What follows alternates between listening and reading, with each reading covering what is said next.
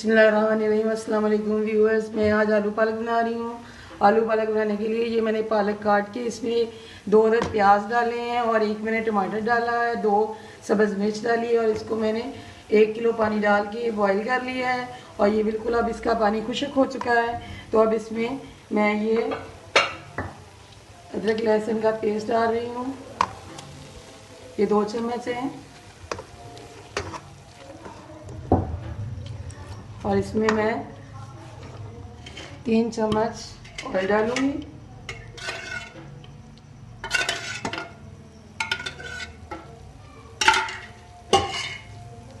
और इसको मैं फ्राई करती हूँ। और ये साथ ही मैंने इधर मसाले रखे हुए हैं, ये डालती हूँ।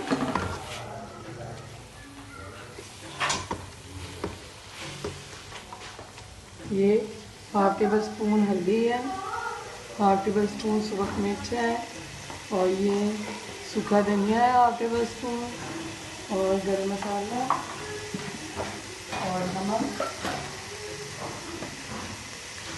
ये नमक है 1/2 टेबल स्पून और ये गरम मसाला है 1/2 टेबल स्पून। और इसमें मैं ये आलू डाल रही हूँ तकरीबन। ये मैंने सिर्फ 1 मिनट इसको फ्राई किया है।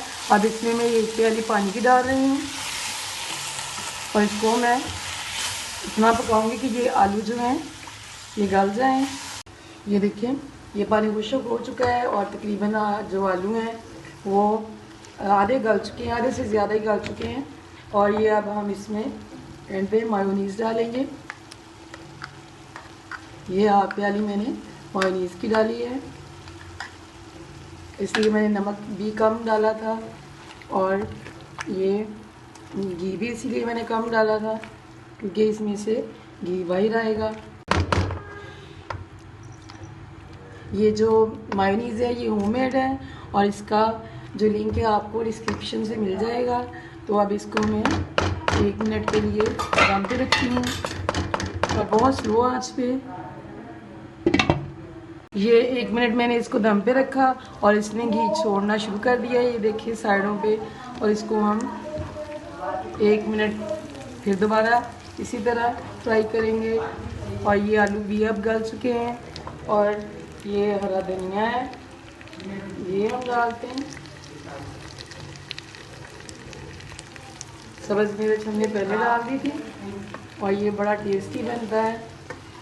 आलू पालक को घर में बनाते ही हैं। अगर इसमें हम इस तरीके से मायोनीज़ डाल लें तो वो ज़्यादा टेस्टी बन जाता है। और जब आपने मायोनीज़ डालनी है तो नमक कम डालना है और घी भी आपने, ऑयल या घी जो भी आप इस्तेमाल करते हो वो आपने इसमें कम डालना है क्योंकि ये दोनों चीज़ें इसमें पहले से मौजूद होती हैं।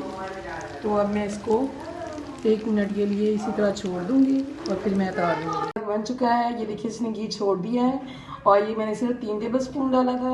और आप भी बनाएं और मेरे चैनल को सब्सक्राइब, लाइक एंड शेयर करें।